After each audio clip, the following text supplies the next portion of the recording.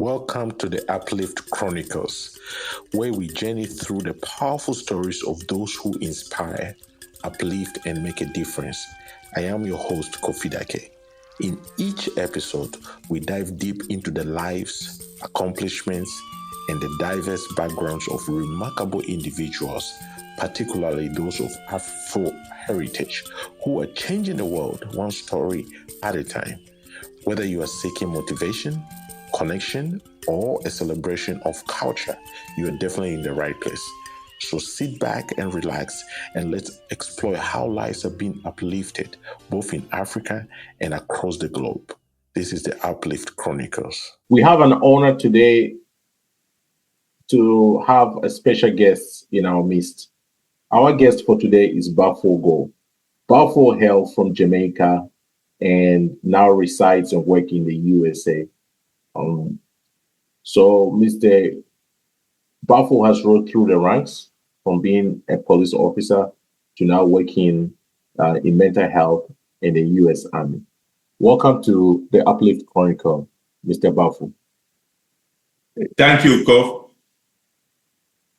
Yeah, so I just scratched the surface of your bio right now. So do you mind sharing more about yourself with us?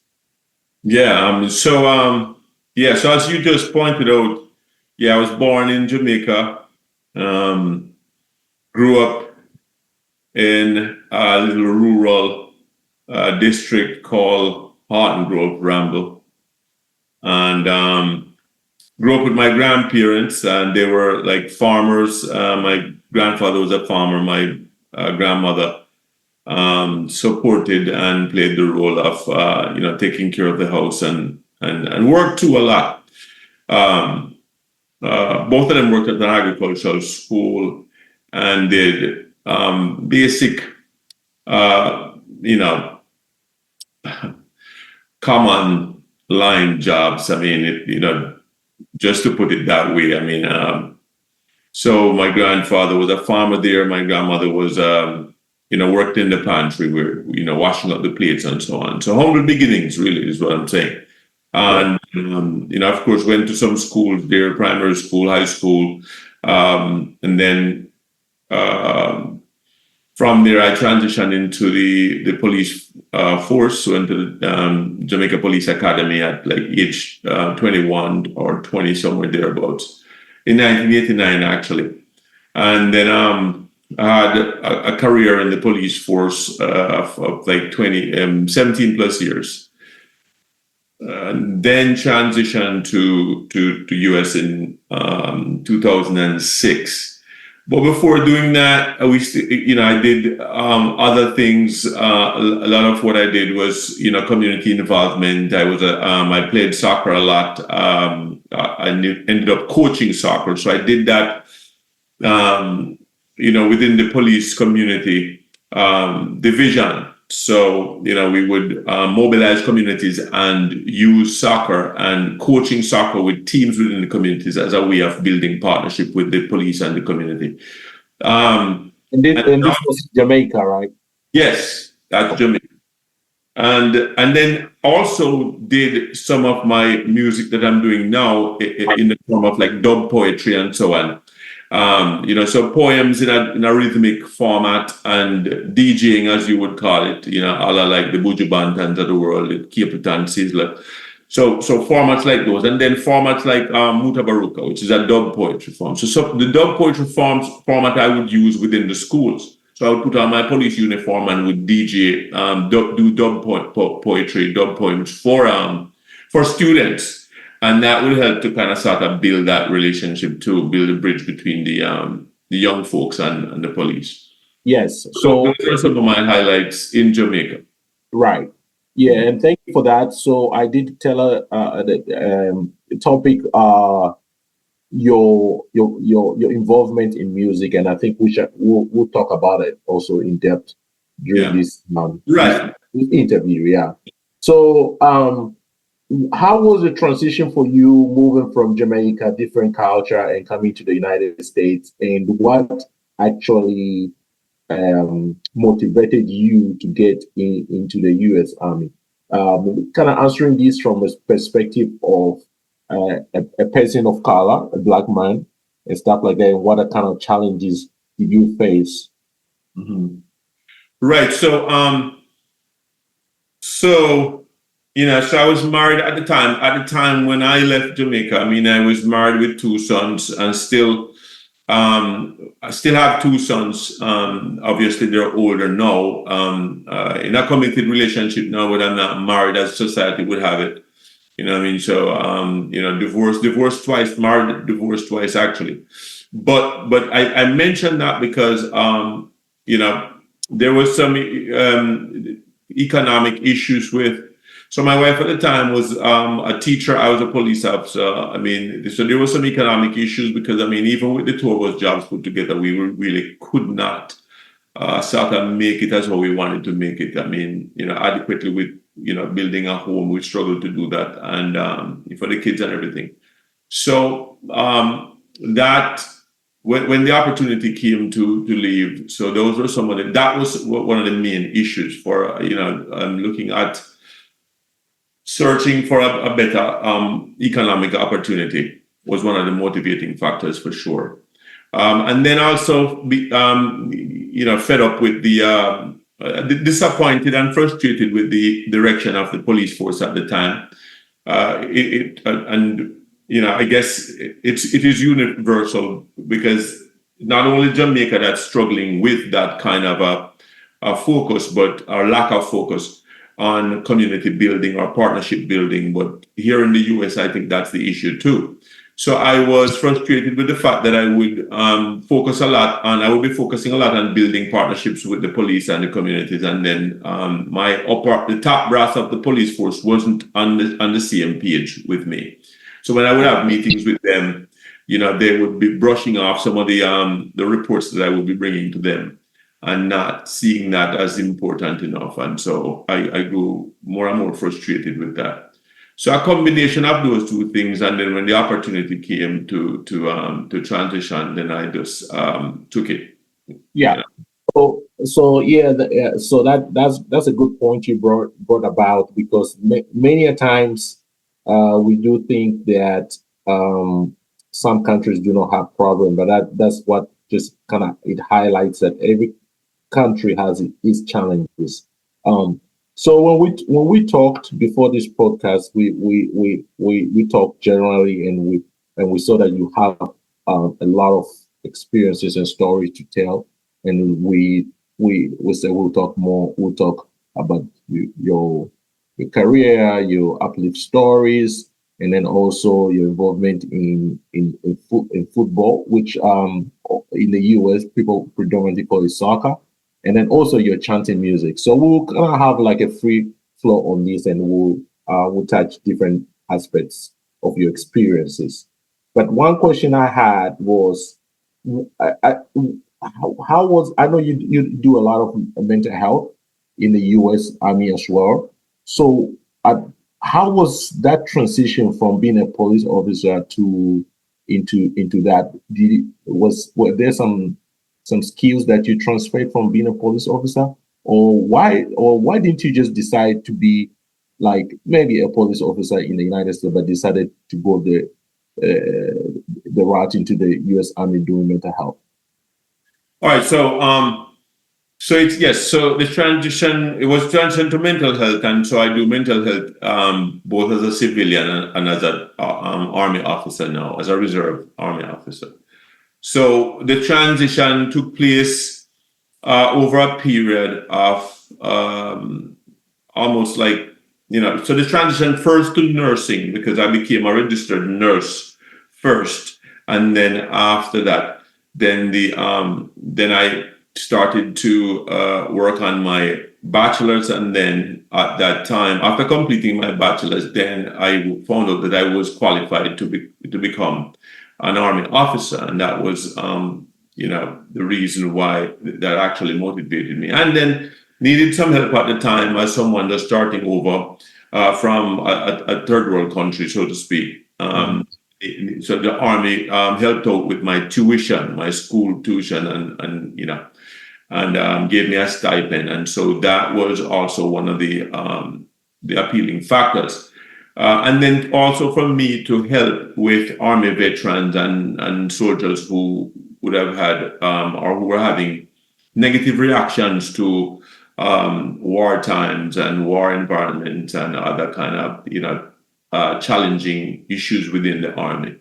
The transition for me from a police officer to a nurse, it was tricky at first, but so I was skeptic and somewhat hesitant. And but what did it for me, I just at one point couldn't make the connection. But a couple of things. I mean, the marketability of nursing, when I did my little research, that appealed to me because, of course, economics was at the kind of the forefront of my mind. And, to take care of myself and to take care of the kids, of course, coming into a vast country, a big, massive country like the US. So the appeal was the marketability of nursing and that it was in demand. And then as foreign as it seemed at the time.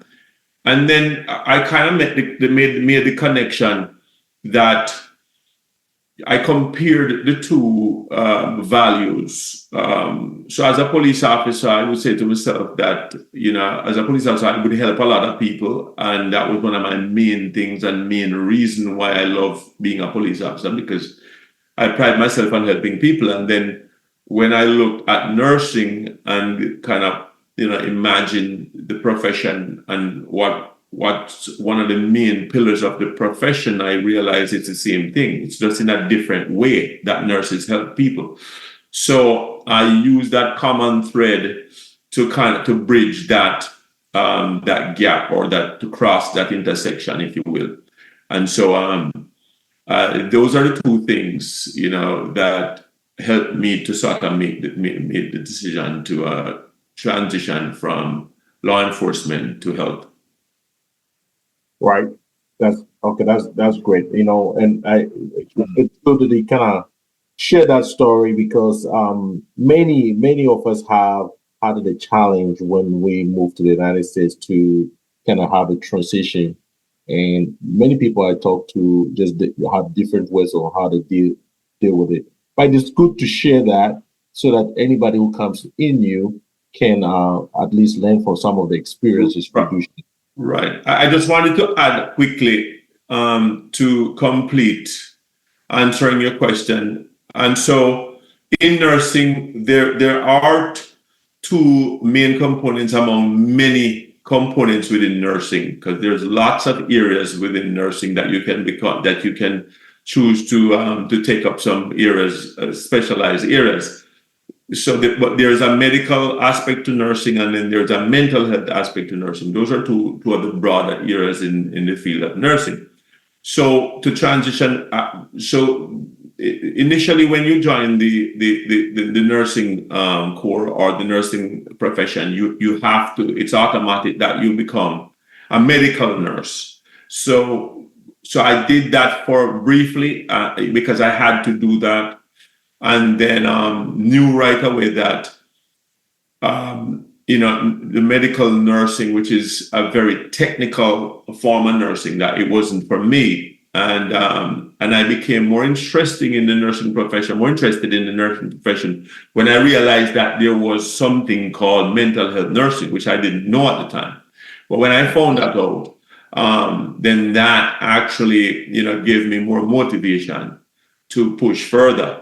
And then realizing as I grew into mental health nursing that while I was doing policing in Jamaica and even within my neighborhood in Jamaica growing up, that I was exposed to mental health and didn't realize it. So then mental health, when I realized that there was a mental health component in nursing here and what it entails, then, my motivation meter went up a whole lot more. And so the motivation, I was even more motivated to pursue that. Yeah, and that's good. And in our community, as in Africans and people of African origin, mental health was and probably is still some sort of topic that people don't talk about. Is some sort of stigma towards that, especially when it runs um, through the family or something like that. Or if you know somebody very close, a relative who is having that. Oh, I happen to also have that in my family where maybe one person I know of had mental health problems, and it was always a challenge to talk about it. What's your advice towards Africans and people of African origin in terms of dealing and talking about mental health? Right. So in the medical profession, they would tell you not to give people advice, right? Because it's a liability issue. But I understand what you're saying. So my position on this, not necessarily giving advice, but my position on mental health is to embrace mental health more and to try and understand more what it is. I know that once you start trying to understand and get into that, core of what really mental health is, then you will realize that it's an integral part of who we are. I've had many conversations with a lot of friends and learned colleagues within the profession. And I've even heard, not just myself, I happen to think and to know that mental health is spiritual health. And it's the core of who we are, because it's focusing on the mind, obviously. And so, there's a ton load.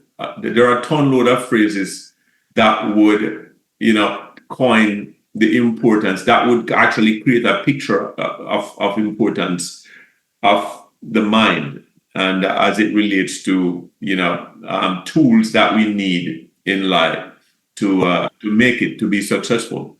So it's all in the mind, that people would say. And you play sport, you play soccer, so a lot of times I'm sure that your coach probably would tell you that it's a mental game, right? It's more mental than it is physical, and such is life. I've come to understand that life is more mental than it's physical, and so I would encourage not just Africans, but people in general. And I kind of want to create, what's one of the big things with me, I like to, harmony is one of my big characteristic in terms of value. And, so my appeal to people is to embrace mental health and just to understand it, because one of the other things is that the mind can easily play tricks on you, right? And, you've heard that before. Yeah. So, simply put, it's my mind. I want to have a control of it. I don't want it to play tricks on me. And even if when it's playing tricks, it's going to play tricks on you anyway. So once you understand your own mind and have a fair degree of understanding, probably you're never going to understand your own mind 100%. You're never going to understand your own mind 100%. But the more you understand it, then hopefully it's the more, or it's the less that your mind will be able to play tricks on you, because you'll be more aware and conscious and on top of it. And even when it does play tricks on you, then you will understand and you will not panic and not be bothered by it. And believe it or not, as simple as this sounds, that's the basis for a lot of mental health issues, where people don't understand how the mind works, and they don't have even a simple understanding of how the mind works. And so when the mind, does play a trick on us and tricks, then we tend to be confused, bamboozled, frustrated, and bothered. And that's the start of mental health. And then that can just develop into very serious mental health. So just embrace it. It's an understanding of the mind. And then even when things start to happen, and from a practitioner standpoint, is to normalize it and to get people to understand it can happen to all of us. No one is above board here. And, so trying to destigmatize the whole thing, the label the labels the negative labels that are out there, terms like crazy, madman, psycho. These are some of the negative terms that we use. And I'm sure you've heard some of these terms, even in Africa. So that's one of the challenges too. So that's all built into my position and what I would encourage people to just love each other. And then when we love each other, then we do less of the stigmatization or the labeling of people. And mental health is one of the main areas or aspects of our lives that we tend to want to use a lot of negative words and negative phrases to describe people. Right. Unfortunately, yeah. And then the irony is that it makes the mental health or the situation that they're going through even worse. So, thanks for that response. I like it. And so I want to talk up. I know you've given back to the community on multiple occasions, but one interesting aspect that I have, I wanted to talk about is your involvement in with giving back in terms of making chants music. Faith, you are a Rastafarian.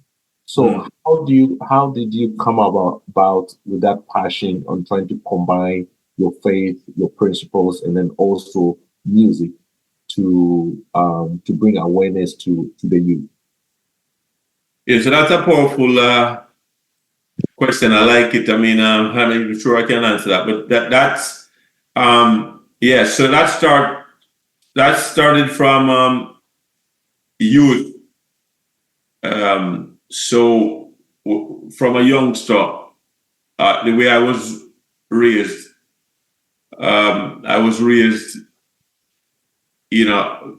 the I was raised in a kind of humble fashion, really humble fashion. So I went to a private school called Fairview, and that was a Baptist school, and that happened to be a high school, but it was a high school that was fused, or it was a merger with the high school, the Baptist high school, and a Baptist Bible college, and so. I got a lot of Christianity and a lot of spirituality, but Christianity from that. And then my parents, particularly my grandmother, went to a lot of church too, as a Methodist. So I had some exposure to Methodist and to the Baptist denomination, or the Baptist variation of Christianity and the Methodist variation of Christianity. And then growing up in Jamaica, also, being raised by Bob Marley and by extension Haile Selassie, and a lot of other Rastafarians in my community at the time. And so I was also at the same time being influenced by Rastafarians. And so then further on, I realized that it's basically one of the same, meaning that even though they're different religions, but there's a commonality of love, a common thread of love.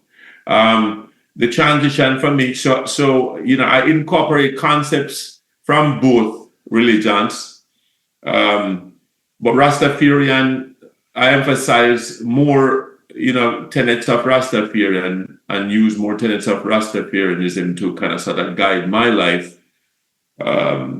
because I think the tenets of Rastafarian, particularly ones that emphasize a lot on lifestyle, actually, like, the food you eat, the clothes you wear, meaning modest, that down-to-earthness of Rastafarianism, appealed to me. And appealed to me, the older I became. And so, I kind of transitioned more to Rastafari. the older I became. So then, well, in my earlies, I stopped eating meat and now I eat only fish along with fruits and vegetables mainly. And then I did speak to you on some of your diet yeah. way of life, so you call it, and then yeah, that was very impressive. And then just knowing you playing like football with you or soccer, as you say here, for many years, I've seen how disciplined you are in terms of your diet. The only person who come close, or maybe the only person who reminds me, Cristiano Ronaldo, who is very strict. Yeah. No, there are a couple other folks too, if I might call his name, Jan. Jan is one. Jan. Yes, I know Jan. Jan is very disciplined too. Jan, as I mentioned his name too. Jan is very disciplined. So yeah, there are some few discipline, and that's the thing with soccer too, because soccer, I grew up on soccer. Soccer, I've always said, to people, I say to people, soccer for me is spiritual. And what I mean by that is a predominantly physical game, but it exposes you to interacting and fellowshipping and with your fellow human beings, right.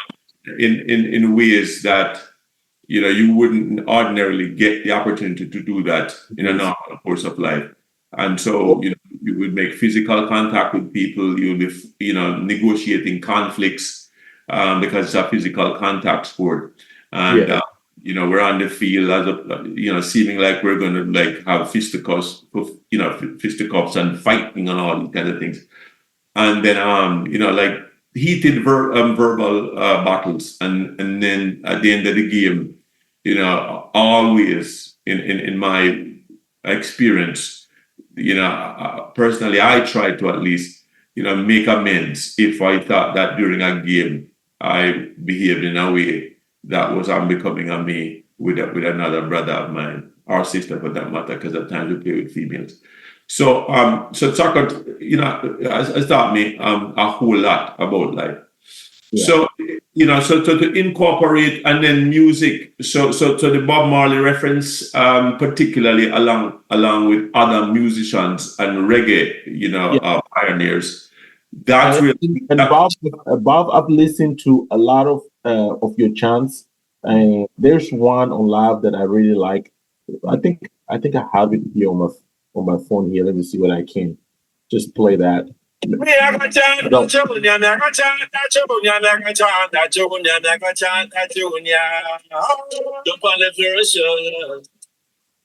to the poorest love. The only cure is love. So let's go show more love. Ready to show more love. Let's go show more love. Yeah. Me I go chant a tune, make them hear, and every word me use, I prepare here, and everything me lose, I think me feel here. But I love me choose, so me deal here. Yes, I love me choose, yes, I love me choose. Down the life lose, not losing. I lose, but I lose. When I love him choose, chanting them, love me choosing, ain't to lose.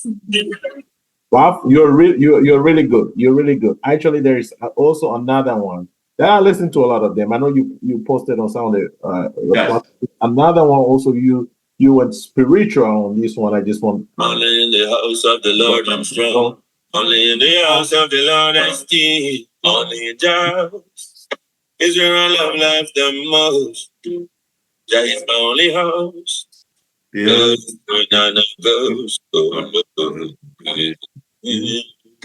Oh no, yeah.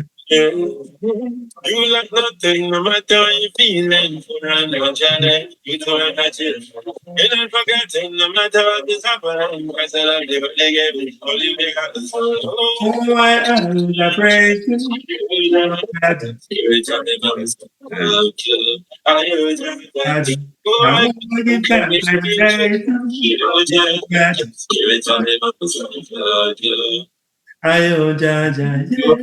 That I think you should be going professional with this music stuff, because your stuff, I know it's like more of like a hobby.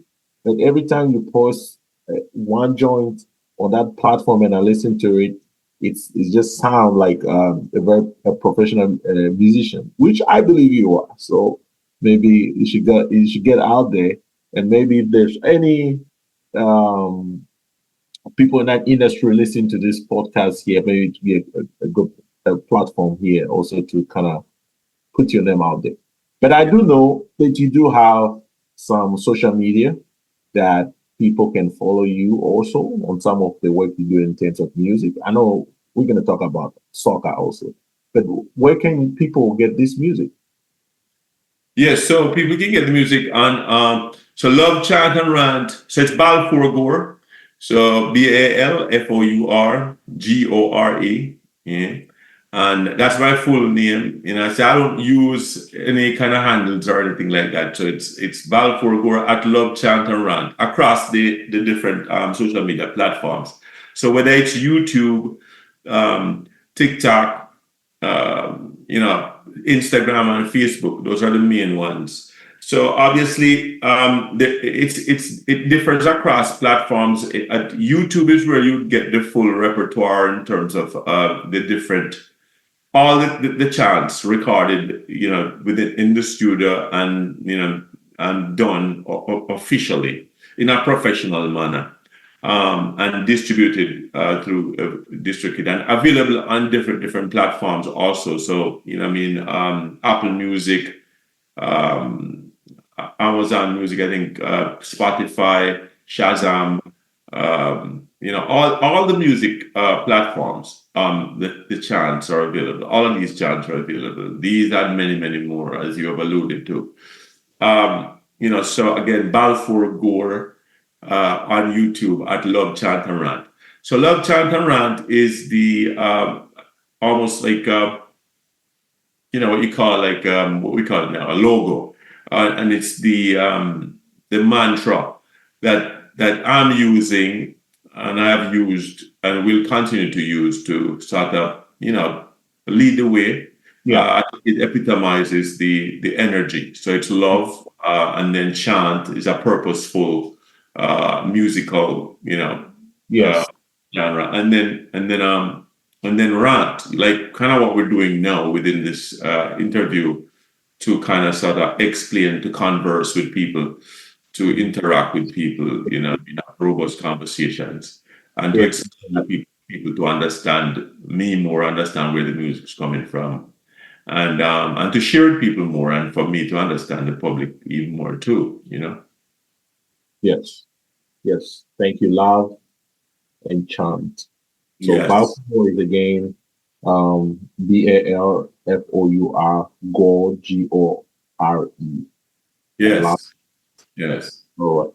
So then soon, and very soon too, hopefully in September, this coming month, I want to, along with at least one of my sons, or probably both of my sons, to kind of start up, do some consistent live content in the format of playing the chants, explaining them. So Love Chant and Rant, conscious statement is the word. Don't steal it now, please. Conscious statement. So not just flat entertainment. Yes. So and then Love Chant and Rant therapy. So Love Chant and Rant therapy through chanting, and Love Chant and Rant therapy through just straight purposeful conversations, talking mental health.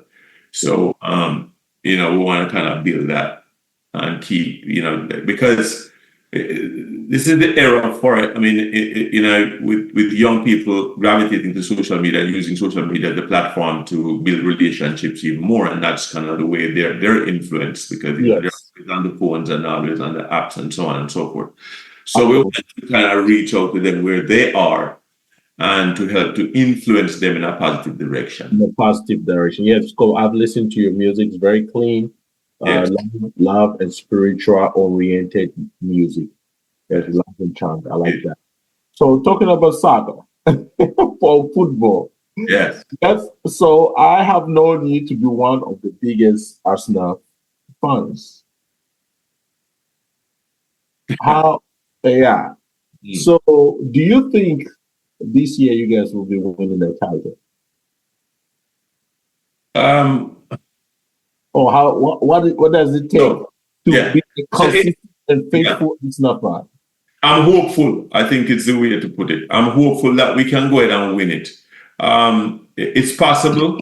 I think Manchester City are still the favorite to win it. However, I think we have a better shot of winning it this year than we did last year. But Manchester City, they have improved as well with signings and even Gundogan coming back from Barcelona. Because he's a very good player, and then I think they probably made one or two great additions. There's a Brazilian winger that they have that's very a new striker in addition to Gabriel Jesus. No, I'm talking about Manchester City. Again, but I'm saying a lot of people from last season mentioned that the missing piece for Arsenal was a traditional striker. Did you guys buy any traditional striker? No. So that's why I'm saying that I wasn't talking about Arsenal. I was just talking about Manchester City, and that they got a Brazilian. And so I'm explaining to the reason why Manchester City is still the favorite. Okay. We because they ended this season as the champions. So that speaks for itself. And then they've gotten better, and they have arguably the best coach in the world. And then players that are really, really good, and of course with good coaching, then that's how you really end up with a great team. For us, we've added very good pieces, Calafiore from Italy and Marino. Just today, I think yesterday, he was announced. I have to admit that. So just so you know, for the record, I think I'm a bigger fan of soccer overall than I am of Arsenal. But I am an avid Arsenal fan. And one thing I've observed about you too, you are a teacher. You try to inculcate the principles of saying soccer is more mental. It's more about relaxing and making the right decisions, timing and stuff. I've seen you do that on the soccer field, especially with the younger generations. Yes. Who sometimes feel like it's all about running. Yeah. Yeah. So that leads me into the other question I have for you, because I know you've been involved in soccer, you've been playing it. I've seen you even play soccer on a bad knee. Yes. How has your involvement in soccer or football impacted the youth of today? You mean, so you're saying how does soccer impact the youth of today? No, I mean, like, how has your involvement with soccer and the youth of the, how has that, your involvement, the dialogue that you have, the advice, the chance, how positively have, what results have you been seeing on the positive impact results have you seen? Yes. So the one is it builds a better social fabric.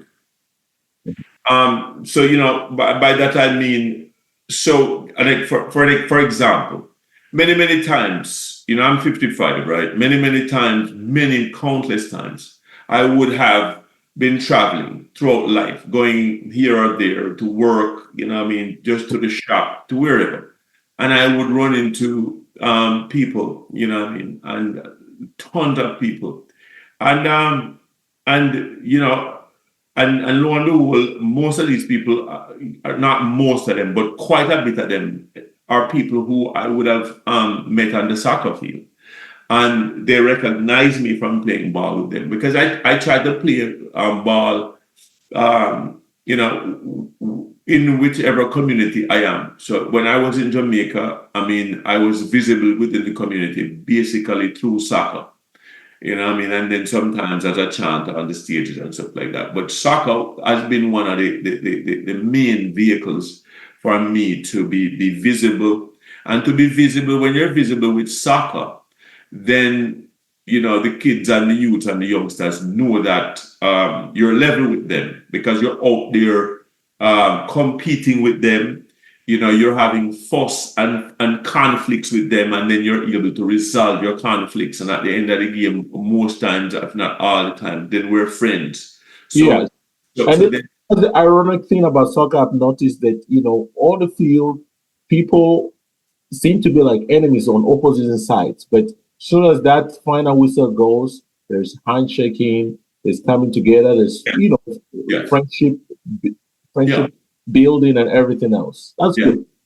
Right. So it's one of the community, it's one of the beacons in the community. It's one of the one of the few remaining community elements or community entities that still serves, just being there, as an opportunity for kids to release energies, for kids to de-stress. Yes. Relaxation from the hustle and bustle of life. Yes. And that's what it has done for me, to escape a lot of the stresses. So this is a good coping skill, because we need escape mechanisms, because life can be that challenging and overwhelming at times. And so soccer being one of the few remaining positive coping skills that we have. So, growing up as a kid, I wanted to become a professional soccer player, and then once I continued to develop, and then lo and behold, I realized that it wasn't this only thing it wasn't just soccer. It doesn't just represent an opportunity to become a professional soccer player, but it's a great way of developing your own human value and purpose in life, and to become a better human being.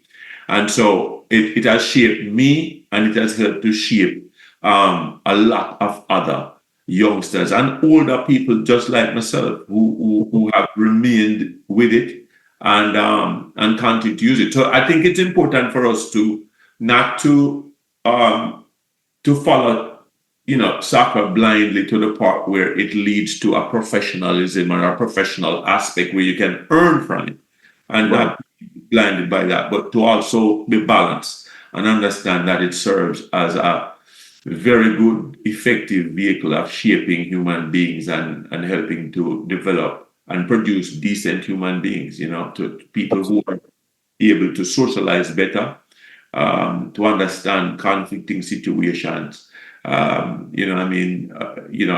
better mental focus, because physical health is a big part of mental health. That's the irony, physical and the mental. So that's those are the main ways, in my opinion, in my views, that soccer impacts not only me, but it has impacted a lot of people, young and old, middle-aged and old, in these ways. You're right. Yes. Absolutely. I agree. So the other thing that I wanted to ask you a question that, we've all had some setbacks or challenges in our lives. I know your stories are very impressive. Okay. But also, as the saying goes, the downfall of a man is not the end of his life, right? So has any failure shaped your life? And what advice do you have for anyone going through similar challenges that's listening to you right now? Yes. So failures are, it's a matter of perception. And so if you look at it as a failure or some of these setbacks, and you can frame it however you want to frame these things. So these are things that happen, in a way that you wouldn't have wanted them to happen, right? So, and for me, one of them would be, as you alluded to it, my bad knee, right? Bad right. While I was playing soccer at the age of around about 21, 22, and there in Negril, I can remember the time, I can remember the place, I can remember so many things about it. I had a terrible injury while competing for a ball, a 50-50 ball with me and a goalkeeper in Negril. And I feel back at the police station. So at that time, I was a young police officer. And, so both of our legs clashed going in the opposite direction. And you know, the knee is one of those joints that it's supposed to go on the straight plane. You know what I mean? And then his leg came and took my leg with the knee, of course, and the femur, and took it against the natural flow of how the joint is supposed to go.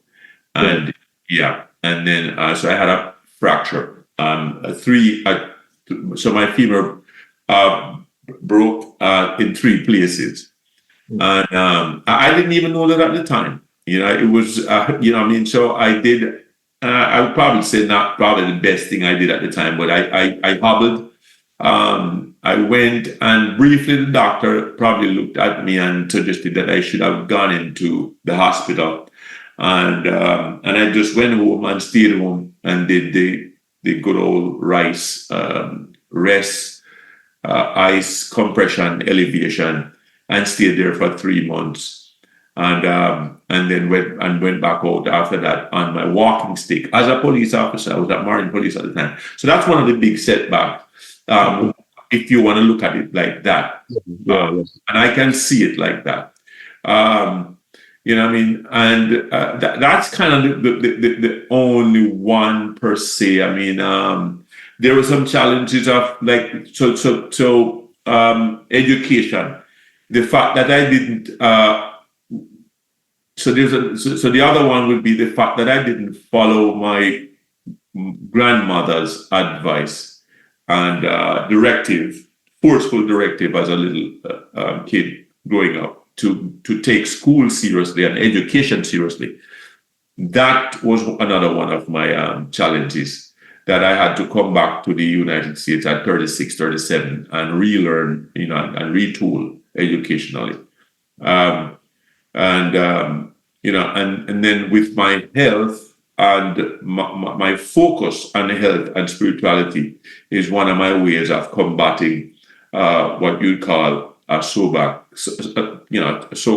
setback with the knee. So, you know, in terms of maintaining my fitness, my weight, you know what I mean? So the knee, or, you know,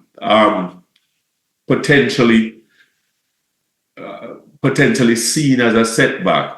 The way I look at it now is in a positive direction, because one of the reasons for my focus on health and doing reasonably well with health is my knee. So, you know what I mean? So then I can see it as a setback, and I can see it as one of the reasons that has propelled me to where I'm at right now, particularly, you know, as a reasonably a decent, healthy individual. It has motivated me to live a healthier lifestyle. And my education, you know, remaining stagnant for a long period of time, then I used that. I just, you know, thought that, all right, there's still time for me to turn this wrong right. And, you know, it's never too late. And so at 35, 36, when I realized that young officers in Jamaica were getting promoted over me, left, right, and center, because ultimately they had a better education than me at the time. And it was clear to me then that my grandmother was absolutely right. And so I made way. So one of the main focus leaving Jamaica to America was to retool my education. And so those are ways in terms of, I think it's my spirituality, always searching for the positive. So whatever you search for, you can find. So that's one of my mantras. So if you have a positive mindset, then you'll find positivity in anything. Yes. So I mean, you know, so for example, just look at this horrific, you know, horrible injury, and, you know, femur broken 3 spots, and I'm hobbling and home for how many, you know, and you see how I play now. I play with a big wrap on my knee, like that. But I'm out there, and so, you know, and that's one of the motivational factors for this, you know, rigid, disciplined health, you know, lifestyle. So I can manage my weight, and the lighter I am, and the more toned my muscles are in terms of regular workouts, because I work out every morning, you know what I mean? And so that keeps me in shape enough to at least play, even on a bad knee, and to still play what I love at least once or twice a week, you know? I assume you never got surgery on the knee, did you? Or did you get surgery on the knee? No, I didn't get surgery on the knee. And interestingly enough, I had a client this morning who I did a psych evaluation with, and he's same age as I am, 55, and he walks into the office on crutches, right? Mm-hmm. And he gave me, in short, he gave me a story, and the story he gave me is laying out on is explaining himself in a way that it made it a convincing argument that medical professionals are, and I'm not trying to badmouth medical professionals, because here I'm a mental health / medical professional, right. But it's all the time that route is the best route, and right. So I have no regrets really, of taking the matter in my hand, so to speak, to kind of sort of develop a kind of a disciplined lifestyle around the fact that I have a bad injury. And because a lot of times the point that he made was that after he had done a lot of surgeries and they essentially failed him because it was a lot of, at one point they had a wrap around the knee that was too tight, and it created a neurological problem for him, and a lot of additional complications going through the medical route, and then had to resort to his own measures of staying at his home, using his imagination and getting some contraction, and to kind of exercise the knee. And it's through vigorous exercise of his knee and lower leg, upper, that he was able to walk again. And he's convinced that it's not his ability to walk now, and the fact that he's walking now is not attributable to the doctors, but it's to more his individual will and determination and discipline to vigorously exercise that knee. And that's the beauty of physical exercise. Well, it shows us that a lot of times we're not prepared and disciplined enough to do the work that we need. And this body of ours needs a lot of physical exercise, particularly when you're injured. That is good. That's great. So do you have a life philosophy right now, or what do you have something that you live by, or you just live each day as it comes? Yes, my philosophy, but there are a few, but it's centered around love, and for me, if you have to press me, it's centered around love and life, which to me they're the same. Love and life, they're the same. Love and life. So life, that we were given this one life and replicated throughout all of humanity, and the life that we exist, not the physical aspects of it, but the fact that we all are dependent on the same things to survive and to stay alive. Air, food, and so that explains that it is the oneness of it. It's not that someone else over there or you can survive without air and I cannot. It's that equality of existence. The same rules that would govern you for you to exist and to be alive is the same rules that govern me and allow me to be alive. So that equality of it. So and then love is that. Love is also that. So that's the parallel between the two, love and life. So life is this life that we exist in, this equal measure thing. It's an equality to it. that we were all given this life, and not be distracted. Don't be distracted by the physical elements and the physical, impediments, of life. But that spiritual aspect of it, that we all need the same thing to survive. And then and then love is this unconditional thing. So that the idea that life, and the simplicity of it and the beauty of it was replicated equally to all of us. And then the fact that we have to live and die. All of us live and die. Bar none. So to me, that's kind of what love is. And I always say that there's this kind of analogy that I think about. If you should, let's say, have a millionaire or a billionaire, so to speak, and if the billionaire was going to indicate any measure of love that he has, and you would ask him that, all right, all of humanity is going to suffer or is going to die, and unless you share $1 each around to each of us, would he do it? You know what I mean? And that would be a test of whether or not there is this kind of a love, a genuine love for people, rather than the lust for money. And I say lust for money because people talk about the love of money is the root of all evil, which I disagree, because love in itself is pure. So when you love, then anything you love appropriately and love in that wise fashion, the way love is. So then if I love money, then I would know that money, then I wouldn't abuse it. I wouldn't, at the expense of, having my brothers and sisters. So love and life are basically the same, That's a very good philosophy. I've definitely been uplifted with that.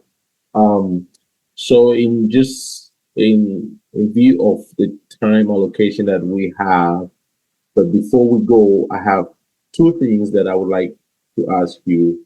One is, what is next on your journey right now? And then also, what final message do you have for our audience that can uplift and encourage people in their walks of life? So on my main agenda, individually speaking, is to love every moment and to use my mind to soothe me and to make me happy. So to full joy the moment, as we say, enjoy the moment.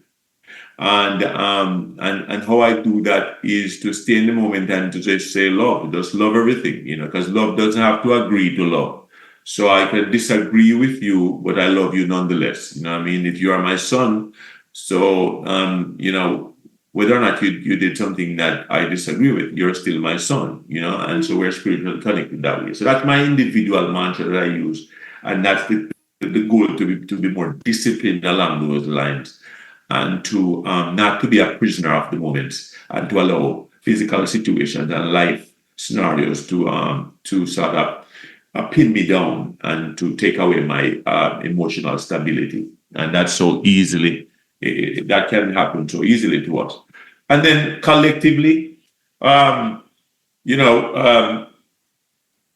it's to spread that message. And so that's how I want to go to social media and to develop content along those lines of loving everyone, despite our disagreements and or differences, and to live that. And that's a tall order. It's easier said than done, but the reward in that is very worthwhile, to really have a better environment, a more loving environment, a more giving kind of environment where we can feel more comfortable in. So to use my chance and my ability to spread that love through purposeful talk therapy and love chant and rant chant, using my chance to convey that message to the globe, to the whole human family. so that we can be better people. So to appeal to ourselves to be our best selves, you know. And I think the other part of your question was, what was that again? What final uplifting message do you have? I think you. Yes, right. So that it's answering. Yes, so to encourage us to appeal to our best selves. Yes, yeah, and our best selves is always going to be our brothers and sisters keeper. Yeah. Yes, and we're all connected. One human being, black, white, pink, blue, and and so on and so forth. Right? Yes. Love and chant. Yes. It's been an honor having you on this podcast. You sharing your story, very uplifting and in depth. I think we'll try to bring you back some point in time once you have your Love and Chant channel going on. I would like to listen to it and then also have some more discussions with you. But unfortunately, this is just the only time that is allocated for us for this podcast. And I just want to say a big thank you for making time out of your busy schedule to be with us today and have great conversations. Thank you so much, Mr. Balfour. Thank you, Kof, and it's a pleasure to be here, and I'll happily accept an opportunity to be here again with you and to continue to share and spread the message of love. Thank you so much for being with us through this section, and don't forget to follow us on our social media. Thank you, sir. Kofi Dake signing off. All right, take care. Thank you for joining us on this episode of the Uplift Chronicles. I hope you found inspiration in today's stories and the spirit of upliftment. Remember, every life has the power to inspire change, and every story is a thread in the rich tapestry of our shared heritage. If you enjoyed this episode, kindly subscribe and leave a review, and share it with someone who could use a little upliftment in their life.